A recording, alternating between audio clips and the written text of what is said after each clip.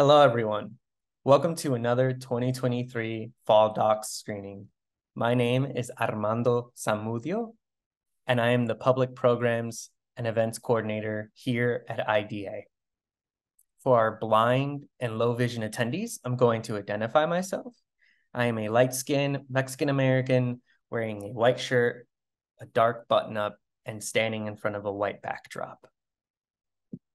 Thank you to our media sponsor, KCRW, for sponsoring our 2023 FallDocs. This evening, we'll have a conversation between filmmaker, curator Natalie Gee, and co-director JAMAICANOPROBLEM, and associate producer Debbie Vandermeulen, whose film Waorani, Guardians of the Amazon, premiered worldwide in 2023.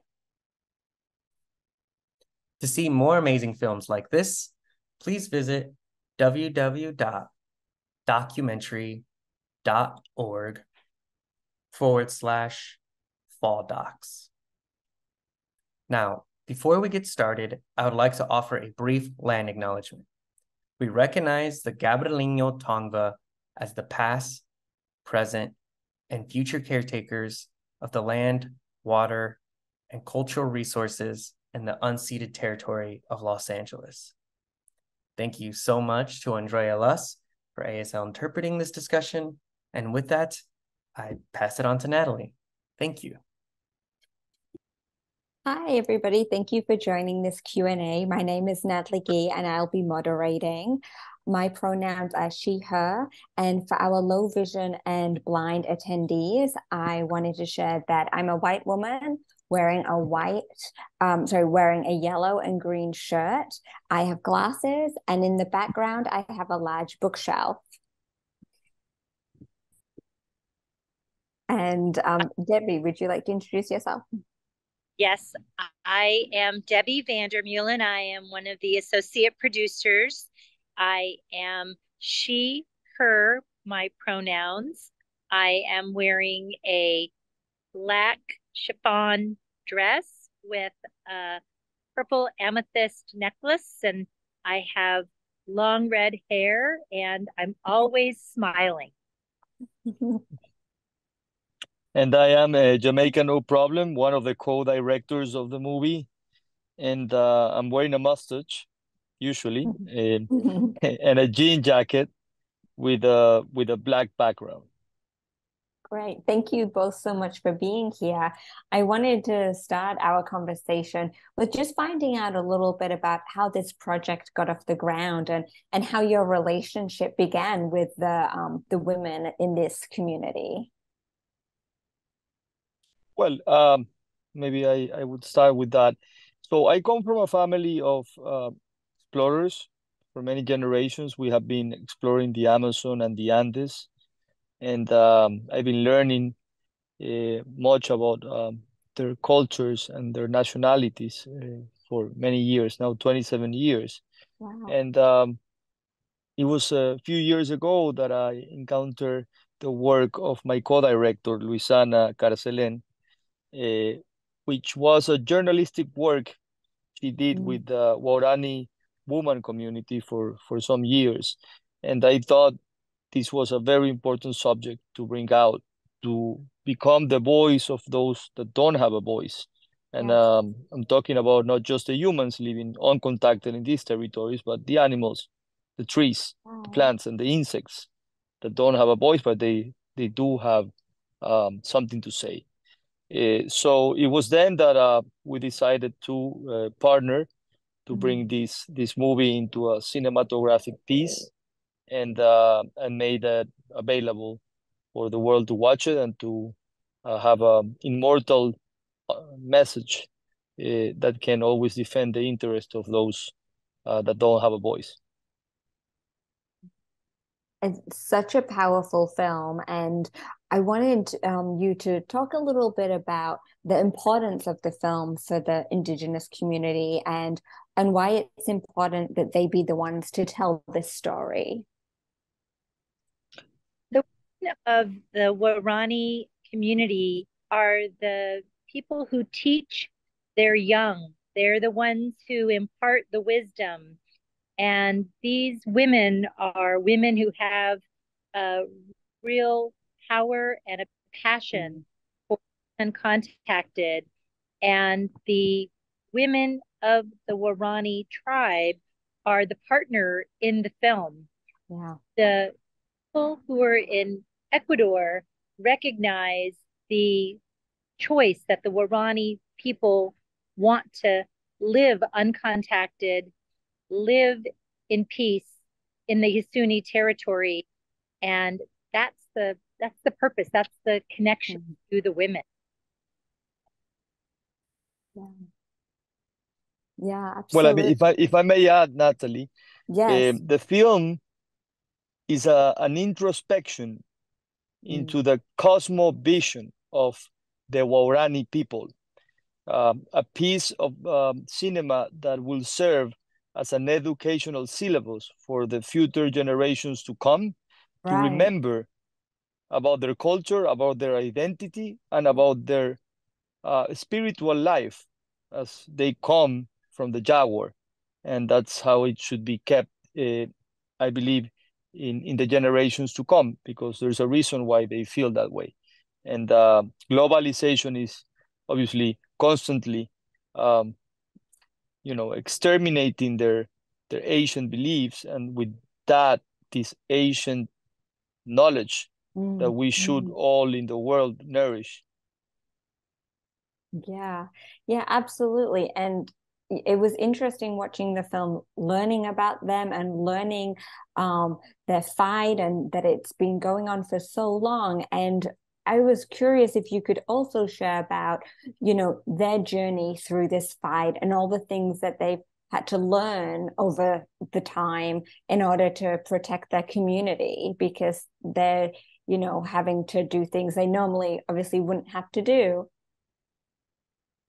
Well, it's an interesting question, because, as you may understand, there are people from the jungle. They don't know the way of the globalized world, but they have encountered so many fights and so many wars in their territory that they have decided to stand up, and some of them to be partially contacted, and to come out and to learn the language that we speak, and to even understand law. Wow. And I really have taken as a very personal matter to be that voice for them, not just nationally, but internationally, because obviously, as you can understand, nationally, things can be managed in a certain way to the interest of extractive industries that sometimes are very synced with the governments on turn, the governments that are at that moment. And by taking this matter internationally, we're trying to make sure that the world has an eye, on the decision makers and on the voters on our country, to make sure that we'll do the right thing for the future generations of the Waorani, and for the future generations that are going to be the children of our children in the world. Yes. Yeah. And I'd love to hear a bit more about the production process, because you venture deep into the heart of the Amazon. And, what were some of the challenges that you had to overcome in order to, make the shoot happen? Well, there were many. I guess that or my co-director Luisana had to go through a lot to take a lot of shots. We had, of course, other camera people taking other shots that you see on the film, but mainly, the inclusion of the narration in their own language, which is a complex ancient language, was a very complicated thing to direct. I directed the narration, and it was just difficult because I needed to grasp the feeling of the words, which are very, they were very, difficult to understand for me. And but it was very interesting to work with the voice, and trying to find the tonality that I was helping the narrator to find, to get this into a cinematic state. Luisana also helped on it. But I think it was a very interesting experience for me because I didn't know any Wao Tadedo, which is the language at all. But Wow. I think for me and for the narrator, which her name is Ima, it was great because it was a very fun and interesting experience. And now that she hears herself on the movie, it's even more, right? Yeah, definitely. What has the community's response to the film been like? Well, we did a premiere in the Shelmera community. They were very excited to see how their representation and of course the stock footage that we show there, which is stock footage Yes. from different libraries that got gathered and show them their past, their Wow. present, and gave them an idea of their future, the importance of the future, and the children especially reacted very strongly to that because it's a concept, to see one represented on a picture and then being able to look at yourself, right? Right. Reflecting on that, it's an interesting thing. Yeah. Is that in the film? I'm just remembering. I think there is a scene where people are Yes, watching. Yeah. Oh, wow. correct. So the Their whole thing, when I reactions. said it was an anthropological thing, it's because we were actually showing, through the film, you can see that they're seeing Wow. themselves through Yes. the experience, and that's why the narration is a reflection of them seeing themselves through the experience, so they can project themselves to the future. Wow. Wow. What was the process like for gathering all that archival footage? Because it really brings you, into the past, and it's really powerful, everything that you've included. Well, in fact, it was a big work that my co-director did, gathering some footage. Then, of course, the editor did found more of it. Right. And I think it was key Yeah. for the exercise of the film, because this movie was intended always to be a movie made by the Waorani people for the Waorani people. Yes. Yeah. So we wanted to leave a patrimonial statement to their culture and to their educational syllabus. And it was key that we had this ancient footage that could have otherwise been lost in time. Right. And now it's there, right? From Yes. different mediums. Yes. Yeah. I was wondering if you could share any updates or any progress on the occupation of this territory with any of the oil companies. Have there been any changes since the movie was made? So there was a vote on August 20th.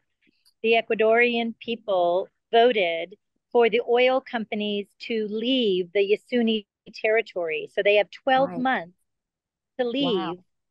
Wow. And this film will work to be a reminder for people that the fight continues on, because there will be another vote that will come up in Wow. 18 months, so that the vote continues where the Waorani people can live in peace in the Yasuni territory without the oil companies. We have to make sure that this conversation stays at the forefront for people. Yes, absolutely. Wow. And how can people support the film, or how can we help raise awareness? Well, I think that the mediatic thing would be the thing that will help this cause come into a very strong reminder. So we're trying to get as much as buzz as possible. As you have seen, there's so many people that have reacted very strongly to the film, relevant people from the industry. And Yes. we hope to expand this wave of understanding into a bigger spectrum. And this is why we're going in different festivals to have this movie made, from the Waorani people for them, in order for people to, get awareness and help from the international spectrum to keep this place safe. Because as Debbie says, okay, we won this battle right now with the Mm. help of the film, with the help of other individuals, but that's only as long as we have the current government.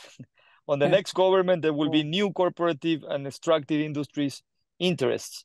And if this film gets lost, if this cause of these people, this voice of these uncontacted human and animals and plants gets lost, then the whole cause will be lost. And I think that it's a symbol to our future, especially in these times where the most biodiverse place on Earth is on danger, and that symbolizes our whole existence as people outside of the global South. Absolutely. We And yeah, you go, Debbie. We like to call it the last Eden. Huh. Correct. Well, it's certainly resonating with a lot of people, and the film is so powerful. I was really interested to find out what has surprised you or given you some hope while you've been making this film and sharing the film with different audiences. Well, if I understood well, what was my surprise when Yeah, sharing these people? have there been Well, any surprises or sense of hope? well, I would say that it was a surprise to see how heavily Ridley Scott reacted to it, Right. and how heavily Woody Harrelson reacted to it, and many others, that care about this world or not really have thought about it, Right. and now they're thinking about it because they see how these people have been fighting from their Yes. small little corner to get as little as they got, and I think that right now this involves us because it's not just about them, it's about what we're doing or we're letting the extractive industries do to our world. We cannot build a castle big enough that cannot sustain itself, and it's about logics. Yeah. And Debbie, did you want to finish with any final words? Just that we're so appreciative of the IDA and to all of the Academy members taking the time to watch the film. Enjoy. Well, thank you so much you. for both of you for being here. And yeah, all the best with the film. Thank you. Thank you so much, Natalie. Thank you. Bye.